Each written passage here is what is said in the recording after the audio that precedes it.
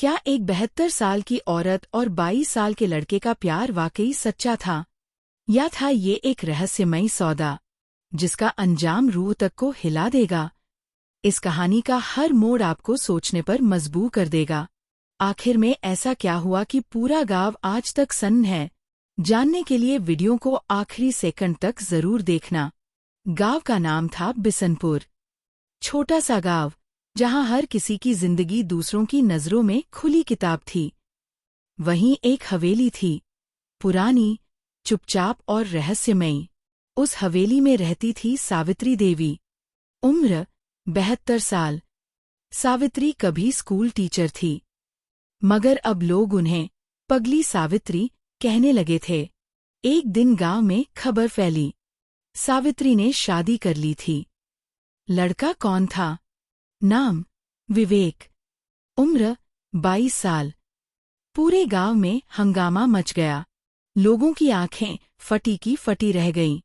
किसी को समझ नहीं आया, एक 22 साल का जवान लड़का एक 72 साल की बुजुर्ग औरत से शादी क्यों करेगा?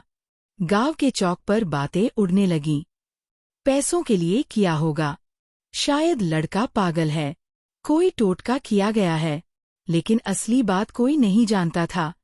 शादी बड़ी सादगी से हुई, न बैंड न बारात, सिर्फ एक मंदिर, 2 गवाह और एक गहरा रहस्य। विवेक गांव का ही था। उसके माता पिता की मौत बचपन में हो गई थी। वो शहर जाकर पढ़ा और फिर अचानक लौटा। लोगों ने पूछा, तूने ऐसा क्यों किया?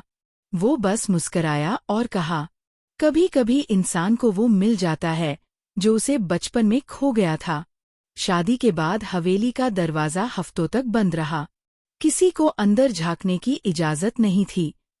रात के वक्त अंदर से हारमोनियम की आवाजें आतीं, जैसे कोई पुराना राग चल रहा हो। कुछ लोगों ने दावा किया, उन्होंने किसी लड़की की हंसी भी सुनी। 72 साल की सावित्री देवी और एक लड़की की हंसी। लोग और उलझ गए। फिर एक दिन गांव का एक बच्चा गलती से उस हवेली के पीछे चले गया। वो कांपता हुआ बाहर निकला।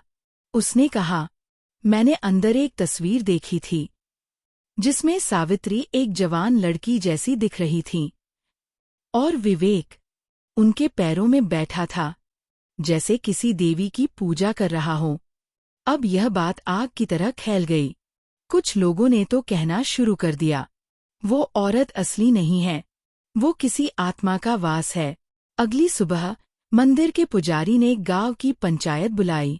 उन्हें बुलाया गया, सावित्री और विवेक दोनों को। लेकिन वो आए नहीं।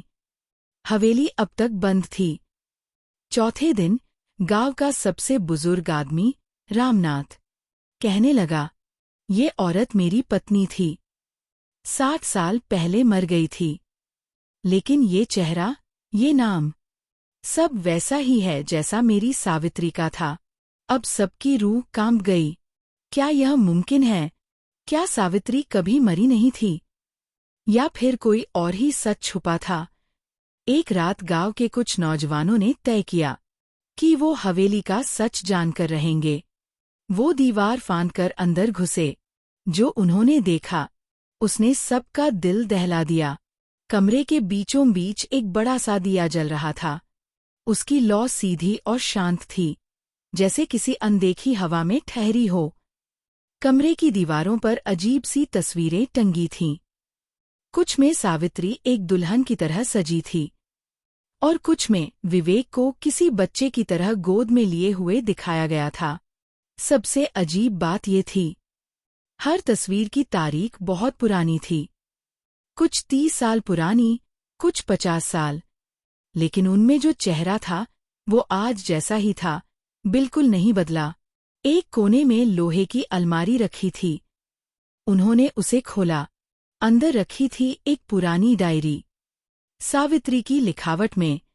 पहला पन्ना पढ़ते ही सबका दिल थम गया। उसमें लिखा था, जिसे मैं 18 साल की उम्र से चाहती थी, उसे पाने के लिए मैं कुछ भी कर सकती हूँ। समय की दीवार हो या मृत्यु की रेखा, मैं उसे इस जन्म में अपना बनाकर रहूंगी। फिर एक तारीख थी, 1963।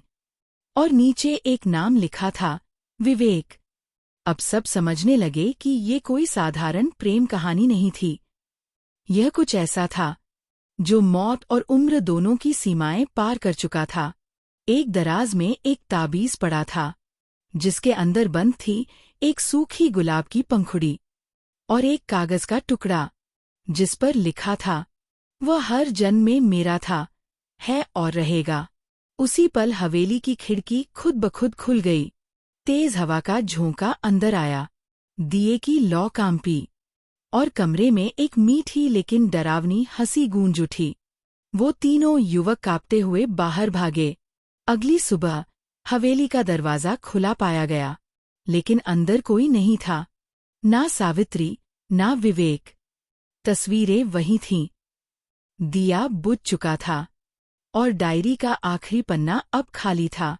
लेकिन जब रामनाथ ने उस पन्ने को हाथ में लिया, तो उसमें एक नई लाइन उभर आई, हमने अपना वादा पूरा कर लिया। गांव अब चुप था, हवेली अब वीरान थी, पर हर रात वहां से अब भी कभी कभी वो हारमोनियम की धुन सुनाई देती है। और कुछ लोग अब भी कहते हैं, प्यार जब सच्चा हो तो समय और मृत्यु भी हार मान लेते हैं।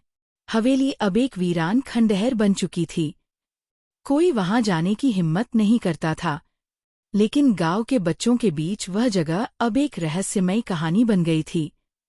हर पूर्णिमा की रात कुछ लोगों ने देखा, हवेली की बालकनी में एक महिला सफेद साड़ी में खड़ी होती थी। उसके पास एक नौजवान लड़का भी दिखाई देता था। दोनों चांद की तरफ देखते रहते, जैसे किसी वादे को निभा रहे हों। गांव की नई पीढ़ी ने भी यह बात सुन ली थी। किसी के लिए ये सिर्फ अफवाह थी, तो किसी के लिए यह सच्चा प्यार, जो मृत्यु के पार भी जिंदा रहा। विवेक और सावित्री की कहानी अब सिर्फ एक रहस्यमयी प्रेम कथा नहीं रही।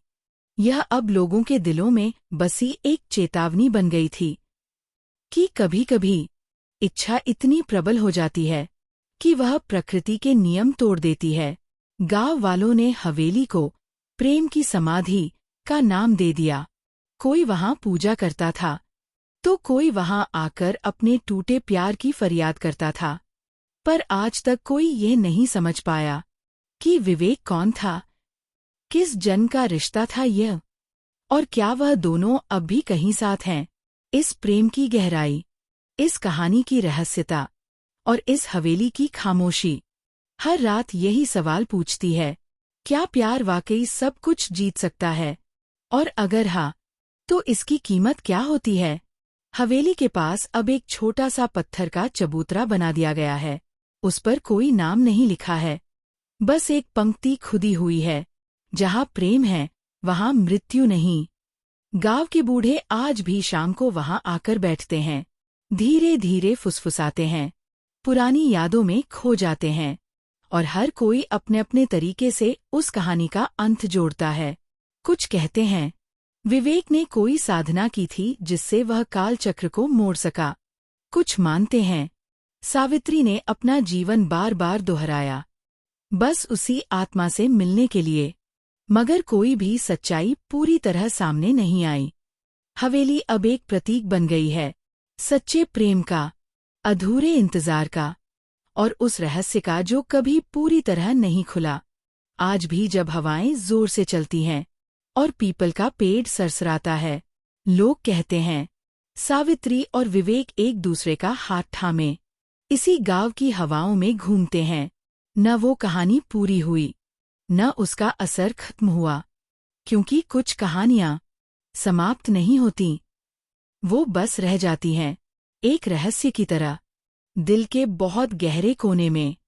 और इस तरह सावित्री और विवेक की कहानी एक लोक कथा बन गई, एक ऐसी कहानी जिसे बुजुर्ग अपनी अगली पीढ़ियों को सुनाते हैं, डराते भी हैं और सिखाते भी हैं।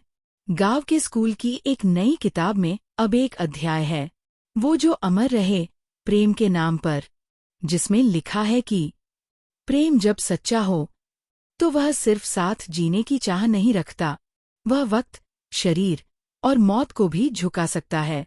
कई साल बीत गए, हवेली अब एक ऐतिहासिक धरोहर मानी जाती है। पर जब भी कोई नया जोड़ा वहां से गुजरता है तो सिर झुकाकर एक मुरमुराहट में बस यही कहता है, सावित्री और विवेक, हमें भी ऐसा ही प्रेम देना। और जैसे ही वे वहां से गुजरते हैं, पीछे से हवा का एक हल्का झोंका आता है, जैसे किसी ने उनकी बात सुन ली हो। कहानी खत्म नहीं होती, क्योंकि वो अब जी रही है, हर उस दिल में जो सच्चा प्यार चाहता है। इस कहानी का अंत तो हो गया था, लेकिन उसका असर, वो अब भी जीवित है। हर साल सावन की पहली बारिश में गांव के मंदिर में एक गुलाब अपने आप चढ़ा मिलता है। ना कोई आता है, ना कोई देखता है, पर पुजारी हर बार उसे उठाकर कहता है, वो फिर आए थे। लोग अब हवेली को देखने दूर दूर से आते हैं, कुछ बस जिज्ञासा में, तो कुछ अपने अधूरे प्रेम को कोई दिशा देने की उम्मीद में।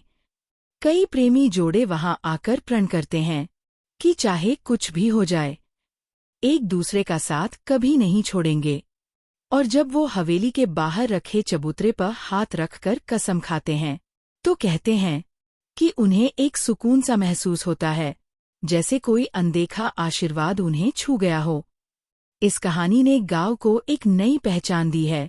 अब वो सिर्फ बिसनपुर नहीं, बल्कि प्रेमपुर कहा जाता है, क्योंकि जब कोई गांव एक ऐसे प्रेम की गवाही बन जाए जो मृत्यु को भी पराजित कर दे, तो वह सिर्फ एक स्थान नहीं, बल्कि एक भावना बन जाता है। और उस भावना का नाम है सच्चा प्रेम। और जब कोई प्रेम भावना बन जाए, तो वह समय के साथ मिटता नहीं है, वह पीढ़ियों तक चलता है, कभी हवा बनकर, कभी कहानी बनकर, तो कभी किसी दिल के आंसू बनकर। बिसनपुर की वो हवेली अब सिर्फ ईंट और पत्थर नहीं रही, वो अब एक दर्पण है जो हर आने जाने वाले को दिखाती है कि प्यार कितना गहरा हो सकता है, कितना अडिग, कितना खतरनाक और कितना सुंदर भी। कुछ लोग कहते हैं कि उस जगह अब शांति है, कोई अजीब आहट नहीं, ना कोई परछाई, पर जो ध्यान से सुनता है उसे अब भी सुनाई देता है एक धीमा सा गीत, सावित्री की वही धुन जो वह हर शाम अपने हारमोनियम पर बजाया करती थी। उस सुर में न कोई डर है, न दर्द, बस एक अनंत इंतजार की मिठास। और यही है उस प्रेम की असली विरासत, एक ऐसा अंत जो वास्तव में कभी खत्म नहीं हुआ। वर्षों बीत चुके हैं, हवेली की दीवारों पर अब काई जम गई है, लेकिन भीतर की हवा अब भी वही है, नम, भारी और किसी अनकहे रहस्य से भरी हुई। गांव में अब नई पीढ़ी बस गई है।